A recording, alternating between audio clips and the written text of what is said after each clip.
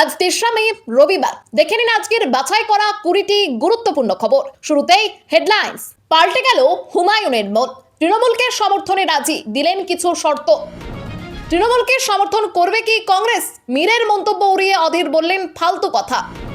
কেন্দ্রীয় বাহিনীর অত্যাচার যারা সয়েছেন তারা পুরস্কৃত হবেন। ভার্চুয়াল বৈঠকে তৃণমূলের আত্মবিশ্বাস, ২০০-র বেশি আসনে জয়ের দাবি।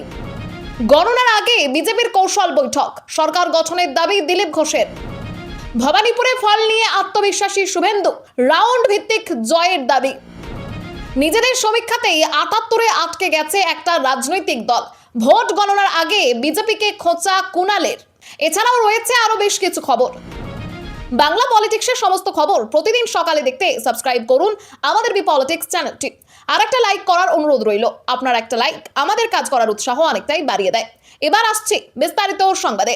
ভোট শেষ হতেই আবার সুর পাল্টালেন হুমায়ুন কবির। তৃণমূলের সঙ্গে সন্ধির ইঙ্গিত দিলেন শাসক শিবির থেকে বহিষ্কৃত এই নেতা। ফল প্রকাশের আগেই তিনি জানান, প্রয়োজনে তৃণমূলের সঙ্গে সরকার গঠনে থাকতে পারেন, তবে তার জন্য কিছু শর্তও রেখেছেন। যদিও একই সঙ্গে শনিবার তিনি মমতা বন্দ্যোপাধ্যায় ও অভিষেক বন্দ্যোপাধ্যায়কে তীব্র আক্রমণ করেন।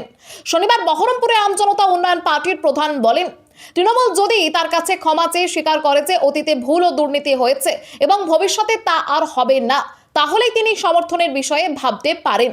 তিনি আরও দাবি করেন, তার মতো নেতারা শান্ত আছেন এবং নির্বাচন কমিশনের ওপর তার ভরসা রয়েছে, ফলে কোনো সমস্যা হবে না। পাশাপাশি মমতা ও অভিষেককে কটাক্ষ করে বলেন, ফল ঘোষণার পর অভিষেক বিদেশে চলে যাবেন এবং মমতা দীঘায় ধর্মীয় কর্মসূচিতে ব্যস্ত থাকবেন।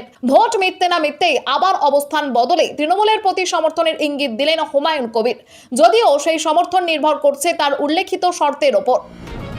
তৃণমূলকে সমর্থন করবে কি কংগ্রেস? মীরের মন্তব্য উড়িয়ে দিয়ে অধীর বললেন ফালতু কথা।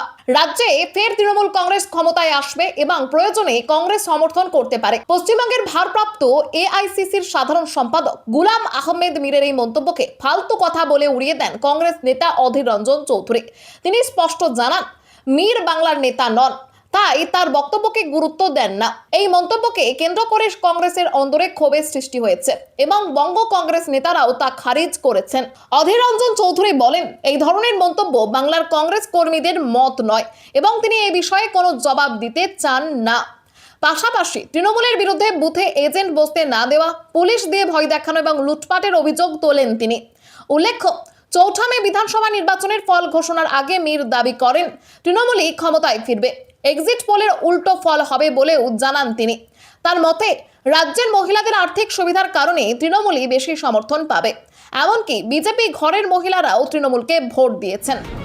কেন্দ্রীয় বাহিনীর অত্যাচার যারা সয়েছেন তারা পুরস্কৃত হবেন। ভার্চুয়াল বৈঠকে তৃণমূলের আত্মবিশ্বাস, ২০০-র বেশি আসনে জয়ের দাবি। ভোট গণনার আগে কাউন্টিং এজেন্টদের সঙ্গে ভার্চুয়াল বৈঠকে তৃণমূল নেতৃত্বে জয়ের ব্যাপারে প্রবল আত্মবিশ্বাস দেখালো। বিকেল 4:30 নাগাদ শুরু হওয়া ওই বৈঠকে উপস্থিত ছিলেন দলের নেত্রী মমতা বন্দ্যোপাধ্যায়, সর্বভারতীয় সাধারণ সম্পাদক অভিষেক বন্দ্যোপাধ্যায়, সমস্ত প্রার্থী, গুরুত্বপূর্ণ নেতা এবং কাউন্টিং এজেন্টরা। বৈঠকে জানানো হয়, তৃণমূল ২০০-র বেশি আসনে জিততে চলেছে। দলীয় সূত্রে জানা গিয়েছে, বুথ ফেরত সমীক্ষায় বিজেপিকে এগিয়ে দেখানো হয়েছে শেয়ার মার্কেট চাঙ্গা করার উদ্দেশ্যে।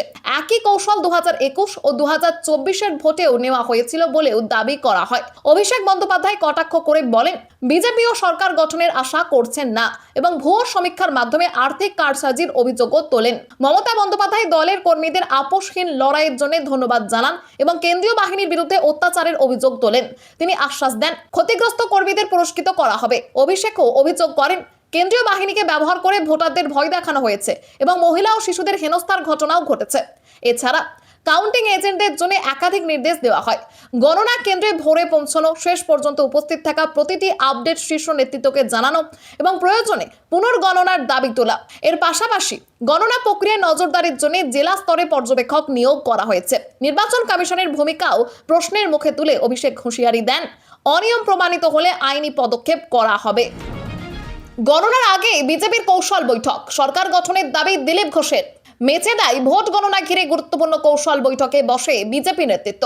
উপস্থিত ছিলেন সুনীল বনশাল, ভূপেন্দ্র যাদব, জেপি রাঠোর, অমিতাভ চক্রবর্তী, রাজ্য সভাপতি শ্রমিক ভট্টাচার্য, দিলীপ ঘোষ ও দিব্যেন্দু অধিকারী। প্রথমে পরস্পরের কুশল বিনিময়ের পর শুরু হয় ভোট গণনা নিয়ে স্ট্র্যাটেজিক আলোচনা। বৈঠকে ইলেকশন এজেন্ট ও কাউন্টিং এজেন্টরাও অংশ নেন। বৈঠক শেষে সাংবাদিকদের মুখোমুখি হয়ে খড়গপুর সদরের বিজেপি প্রার্থী দিলীপ ঘোষ জানান, সরকার গঠনের প্রস্তুতি চলছে এবং 4 মে এই তারিখে সেই জয় সম্পূর্ণ হবে।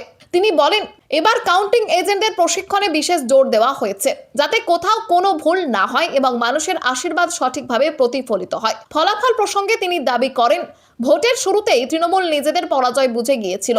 তারপর থেকেই বিভিন্ন নাটক শুরু করে। কাউন্টিং এর দিন গন্ডগোলের আশঙ্কাও প্রকাশ করেন তিনি। পাশাপাশি কটাক্ষ করে বলেন, 4 তারিখ দুপুরের পর বিজেপি সরকার গঠন করবে। এই দিনের বৈঠকে অবিভক্ত মেদিনীপুরের 35টি বিধানসভা কেন্দ্রের গণনা নিয়ে আলোচনা হয়। নন্দীগ্রামের প্রার্থী শুভেন্দু অধিকারী ও ময়নার প্রার্থী অশোক দিন্দা ছাড়া সব প্রার্থী উপস্থিত ছিলেন। বন্দুক হাতে ছবি পোস্ট করে সাসপেন্ড কালীঘাট থানার ওসি। নতুন দায়িত্ব পেলেন চামেলি মুখোপাধ্যায়। সোশ্যাল মিডিয়ায় বন্দুক হাতে বিতর্কিত ছবি পোস্ট করার অভিযোগে কলকাতা পুলিশের পক্ষ থেকে সাসপেন্ড করা হয়েছে কালীঘাট থানার ওসি গৌতম দাসকে। তার পোস্টে ক্যাপশন ছিল, নতুন দায়িত্বের জন্য প্রস্তুত, যা ঘিরে রাজ্য রাজনীতিতে ব্যাপক বিতর্ক শুরু হয়। গৌতম দাস নিজের ফেসবুক এবং হোয়াটসঅ্যাপে একটি ছবি পোস্ট করেছিলেন, যেখানে তাকে বন্দুক হাতে চেয়ারে বসে থাকতে দেখা যায়। এই ঘটনার জেরে তৃণমূল নির্বাচন কমিশনের কাছে অভিযোগ জানায়। বিতর্ক বাড়তেই কলকাতা পুলিশ তাকে পদ থেকে সরিয়ে দেয় এবং তার জায়গায় নতুন ওসি হিসেবে চামেলি মুখোপাধ্যায়কে নিয়োগ করা হয়। উল্লেখ্য, দ্বিতীয় দফার ভোটের আগে নির্বাচন কমিশনের নির্দেশে গৌতম দাসকে স্পেশাল ব্রাঞ্চ থেকে কালীঘাট থানায় আনা হয়েছিল।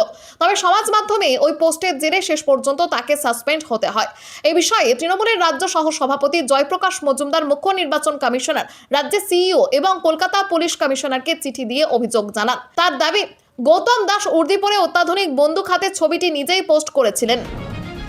ভবানীপুরে ফল নিয়ে আত্মবিশ্বাসী শুভেন্দু, রাউন্ড ভিত্তিক জয়ের দাবি। ভবানীপুরের ফলাফল নিয়ে যথেষ্ট আত্মবিশ্বাসী বিজেপি প্রার্থী শুভেন্দু অধিকারী। তিনি মনে করছেন, গণনার প্রথম ও দ্বিতীয় রাউন্ডে তিনি লিড পাবেন, যদিও তৃতীয় থেকে পঞ্চম রাউন্ডে মমতা বন্দ্যোপাধ্যায় এগিয়ে থাকবেন। তার দাবি, ষষ্ঠ সপ্তম রাউন্ড থেকে তিনি ঘুরে দাঁড়াবেন এবং শেষ পর্যন্ত 20 রাউন্ডে জয়ী হবেন। সাংবাদিকদের সামনে শুভেন্দু বলেন, প্রথম 2 রাউন্ডে তার লিড থাকবে, পরের কয়েকটি রাউন্ডে নির্দিষ্ট বুথে মমতা এগোলেও পরে তিনি ব্যবধান কমিয়ে জিতে যাবেন। উল্লেখ্য, গতবার নন্দীগ্রাম হটস্পট হলেও এবারের ভোটে ভবানীপুরে তৃণমূল ও বিজেপির মধ্যে তীব্র সংঘাত দেখা যায়। প্রচার পর্ব থেকে শুরু হয় উত্তেজনা, যা ভোটের দিন আরও বেড়ে যায়। দুই প্রধান প্রার্থী শুভেন্দু অধিকারী ও মমতা বন্দ্যোপাধ্যায়ের প্রায় মুখোমুখি হওয়ায় পরিস্থিতি আরও উত্তপ্ত হয়ে ওঠে। ভোটের পর স্ট্রং রুম ঘিরেও বিতর্ক তৈরি হয়। মমতা বন্দ্যোপাধ্যায় কারচুপির অভিযোগ তুলে নির্বাচন কমিশনের দ্বারস্থ হন এবং কড়া হুঁশিয়ারি দেন। এর পাল্টা কটাক্ষ করেন শুভেন্দু, যা এই কেন্দ্রে রাজনৈতিক উত্তাপ আরও বাড়িয়ে তোলে। নিজেদের সমীক্ষাতেই 78-এ আটকে গেছে একটা রাজনৈতিক দল। ভোট গণনার আগে বিজেপিকে খোঁচা কুণালের।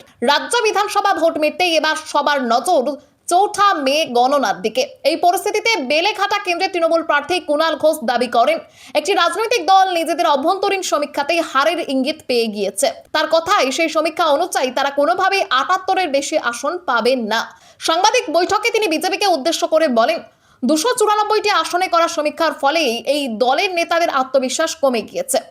আগে যারা সরকার গঠনের দাবি করেছিলেন, এখন তাদের বক্তব্যে হতাশার সুর। কুণালের মতে, নিচুতলার কর্মীদের মনোবল ধরে রাখতেই বিজেপি নেতৃত্ব এখনো বড় বড় দাবি করছে। অন্যদিকে তৃণমূল শিবিরে আত্মবিশ্বাস তুঙ্গে।